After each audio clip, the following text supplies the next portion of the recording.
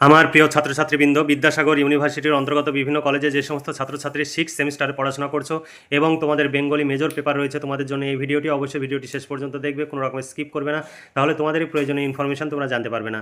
দেখো, Vidyasagar university 6 semester Bengali major 12 paper অর্থাৎ 12 paper, তোমাদের এই সিলেবাস, এই পেপারের সিলেবাসে রয়েছে লোকসাহিত্য। 5 ও 10 মার্কের প্রশ্নের সাজেশন 2026 তোমাদের সামনে উপস্থাপন করব। তার আগে সিলেবাসে কী রয়েছে সেই সিলেবাসটিও তোমরা দেখে নাও। তোমাদের কাছে যেহেতু সিলেবাস আছে সেই সিলেবাসটা অবশ্যই মিলিয়ে দেখে নেবে। দেখো, লোকসাহিত্য তোমাদের 12তম পত্রের সিলেবাস। দেখো, লোকসাহিত্যের সংজ্ঞা ও স্বরূপ, বৈশিষ্ট্য, ছড়া, ধাঁধা, প্রবাদ, লোককথা, লোকগীতি, লোকনাটক সম্পর্কিত আলোচনা, মহুয়া পালা, ময়মনসিংহ গীতিকা থেকে। এই ছিল তোমাদের সিলেবাস। এই সিলেবাস অনুযায়ী কমপ্লিট নোটস পেয়ে যাবে। একটি পেপারের জন্য 250 টাকা পেমেন্ট করতে হবে, একটি অনার্স পেপারের জন্য 250 টাকা। এবার তুমি যে কটি পেপার নেবে সেই অনুযায়ী 250 টাকা করে যোগ করতে হবে। তোমরা নোট সংগ্রহ করতে চাইলে আজই নিচে দেওয়া হোয়াটসঅ্যাপ নম্বরে যোগাযোগ করো, নোট সংগ্রহ করে নাও। অনার্সের বেশ কিছু পেপার রেডি হয়ে গেছে, তোমরা চাইলে সংগ্রহ করে পড়াশোনা শুরু করতে পারো। এবার চলো দেখে নিই সাজেশনের প্রশ্নগুলো। দেখো, 5 ও 10 মার্কের প্রশ্নের সাজেশন 2026।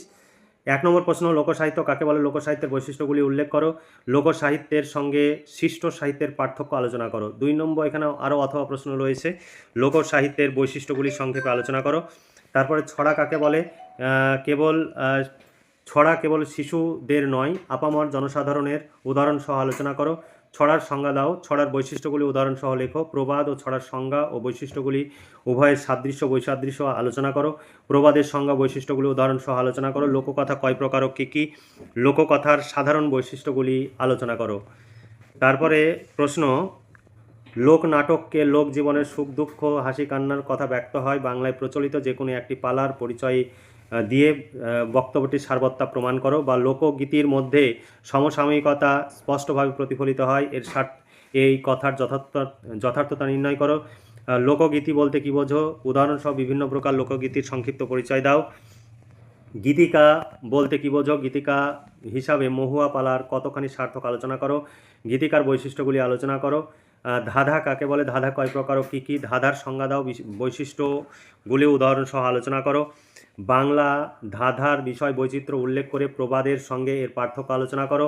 তোমার এলাকায় প্রচলিত যে কোনো 5টি ধাঁধা লেখো এবং এর বৈশিষ্ট্যগুলি লেখো। বাংলা ধাঁধার মধ্যে একদিকে সমষ্টি চেতনা, অন্যদিকে লোক সাধারণের মননের চিহ্ন পাওয়া যায়, উদাহরণসহ কথাটি ব্যাখ্যা করো। তারপরে অথবা ধাঁধায় বাঙালির গারস্থ জীবনের যে পরিচয় পাওয়া যায় তা নিজের ভাষায় লেখো। তারপরে মহুয়া পালা থেকে তোমাদের প্রশ্ন, এই সমস্ত প্রশ্নের উত্তর পেয়ে যাবে। একটি পেপারের জন্য 250 টাকা করে পেমেন্ট করতে হবে। 2, 5, 10 সমস্ত ধরনের প্রশ্ন উত্তর পেয়ে যাবে, অর্থাৎ শর্ট প্রশ্ন, বড় প্রশ্ন, সমস্ত ধরনের প্রশ্ন উত্তর একসঙ্গে গুছিয়ে পেয়ে যাবে। একটি পেপারের জন্য 250 টাকা করে পেমেন্ট করতে হবে। তোমাদের বাংলা অনার্সের যে কটি পেপার আছে তোমরা পেয়ে যাবে। নোটস অনেকগুলো রেডি হয়ে গেছে, তোমরা চাইলে নিচে দেওয়া হোয়াটসঅ্যাপ নাম্বারে মেসেজ করে যোগাযোগ করে তোমরা নোটসগুলো সংগ্রহ করতে পারো। তোমরা এখন থেকেই তোমরা নোটসগুলো পেয়ে যাবে এবং এখনই সংগ্রহ করে তোমরা পড়াশোনা শুরু করো। দেখো, মহুয়া পালা অবলম্বনে মহুয়া চরিত্রটির পরিচয় দেয়। মহুয়া পালার নাট্য লক্ষণগুলি কী কী, দৃষ্টান্ত সহ বর্ণনা করো। মহুয়া গীতিকাটি প্রেম মনস্তত্ত্বের সমুজ্জ্বল, মন্তব্যটি সংক্ষেপে আলোচনা করো।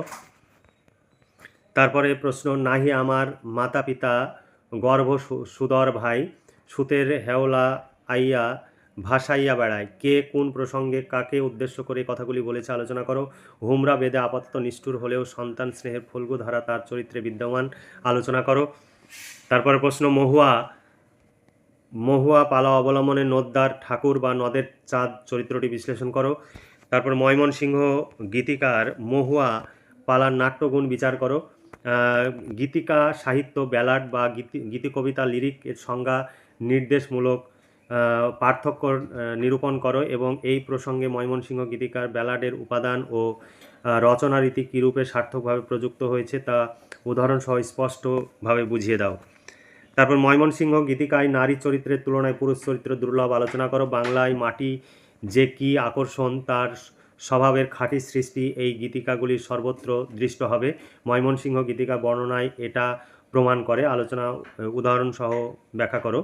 ময়মনসিংহ গীতিকার নায়িকাগণ তাদের নারী ধর্ম ও প্রেম মনস্তত্ত্ব সাধনায় বিশিষ্টতা লাভ করেছে। সংস্কৃত সাহিত্যের শ্রেষ্ঠ নায়িকাগণের সঙ্গে তুলনায় তাদের চরিত্র অম্লান আলোচনা করো। এই ছিল তোমাদের সাজেশন ভিত্তিক প্রশ্ন। এই সমস্ত প্রশ্নের উত্তর পেয়ে যাবে। এক একটি পেপারের জন্য 250 টাকা করে পেমেন্ট করতে হবে। তোমরা সবসময় নিচে দেওয়া হোয়াটসঅ্যাপ নাম্বার থেকেই নোট সংগ্রহ করবে।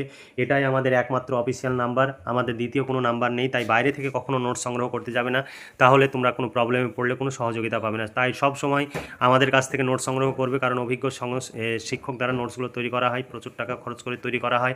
তোমরা যদি আমাদের কাছে নোটস সংগ্রহ না করো, তাহলে পরবর্তী সেমিস্টারে আমাদের পক্ষে নোটস তৈরি করা অসম্ভব হয়ে পড়বে। তাই তোমরা সবসময় তোমাদের নিজেদের প্রয়োজনে আমাদের সহযোগিতা করবে এবং আমাদের পাশে থাকবে, তাহলে আমাদের কাজ চালিয়ে যাওয়া সহজ হবে। তাহলে আজকে এই পর্যন্তই। তোমরা ভালো থেকো, সুস্থ থেকো এবং খুব ভালোভাবে পড়াশোনা করে পরীক্ষার প্রস্তুতি নাও। এই শুভকামনা জানিয়ে আজকের ভিডিওটি এখানে সমাপ্তি ঘোষণা করছি।